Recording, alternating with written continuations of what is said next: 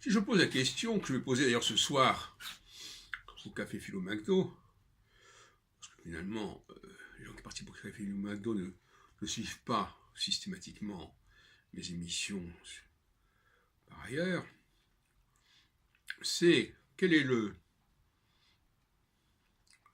domaine où l'on peut être dans un processus d'immédiateté. Où est-ce qu'elle est l'immédiateté? Dans quel domaine on a l'impression que l'on peut changer les choses en quelques secondes, en quelque sorte? Il suffit de vouloir. Eh bien, la réponse, c'est le droit. Le droit, contrairement à ce qu'on peut croire, parce qu'on dit les gilets jaunes, le droit, mais si, justement, les gilets jaunes, le droit, c'est la réponse immédiate, c'est la réaction immédiate, c'est la solution immédiate. Voilà, vous n'avez qu'à décider ceci ou cela, vous n'avez qu'à décider la parité, vous n'avez qu'à décider l'égalité, vous n'avez qu'à décider ceci, cela, vous changez la loi, voilà, et vous avez un résultat immédiat. Tout comme le mariage, par exemple, qui est un concept très important. Le mariage, c'est quelque chose qui peut changer le statut de la personne en l'espace de quelques secondes, à la limite, devant le monsieur le maire. Le baptême, c'est aussi quelque chose qui va pouvoir changer l'état de la personne en quelques secondes. Et on pourrait en donner des exemples comme ça. La loi, d'une manière générale, c'est une sorte de baguette magique qui permet de corriger immédiatement les choses. Le fait d'être naturalisé français, c'est également un fait juridique.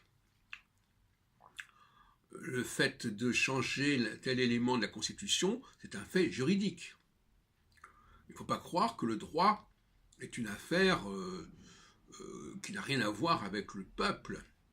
Au contraire, le peuple est polarisé sur le droit, pas seulement sur le plan constitutionnel, mais même sur le plan de la vie privée. Le contrat, le bail, le contrat, le CDD, le CDI, c'est du droit également. Le bail, quand on n'a pas un appartement, le titre de propriété, c'est également de l'ordre du droit. Et on passe facilement du droit privé au droit public, d'une certaine manière. Donc, dans le sens de notre modèle Mars, Jupiter, Saturne, le droit appartient au monde d'en bas, c'est-à-dire le monde Mars, Jupiter et pas au monde saturnien. Le monde saturnien, le monde scientifique, il n'a rien à foutre avec le droit. En revanche, lorsque l'on veut changer les choses au niveau social, eh bien, on peut imaginer, on peut croire, on peut s'imaginer que, voilà, on va changer le droit, changer la loi, ou annuler un décret, ou au contraire, générer un décret. Tout ça, c'est le droit. Donc, le public, d'une manière générale, a une dimension, une mentalité juridique, contrairement à ce qu'on peut croire. Il n'y a rien d'étonnant à ce que l'on passe de considérations sur les taxes fiscales, etc., qui sont également de l'ordre du droit d'ailleurs, à des questions constitutionnelles. On est toujours dans cette idéologie juridique qui va permettre de modifier le réel, soi-disant, par le droit, par l'écriture, par le traité, par l'accord. Et existentiellement, on peut se poser des questions de ce genre. Quelle est la part du droit dans notre vie? À quel moment avons-nous été polarisés sur le droit? Par exemple, la volonté de se marier. C'est important, beaucoup de gens ont été pris par cette problématique du droit, du mariage. Pour le bien, pour le meilleur et pour le pire d'ailleurs. Et puis le divorce est aussi du droit. Le fait de mettre fin à quelque chose, c'est du droit.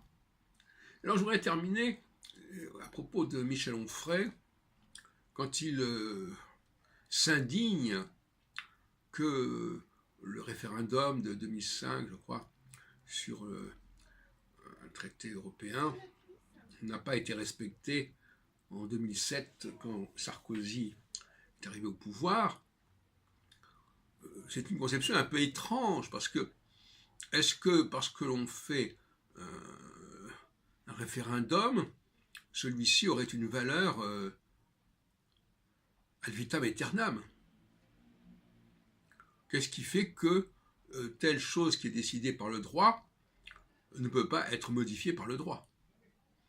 Donc là, il y a une vision un peu perverse du droit, l'idée que ce serait irréversible. Or, rien n'est irréversible, et certainement pas le droit. Le droit, il y a toujours un moyen de résilier ou de divorcer, de résilier un contrat, de divorcer d'une situation, d'un couple, etc. Donc, il n'y a rien de scandaleux à ce que ce qui a été fait à un moment donné, à un instant T, soit remis en question par la suite.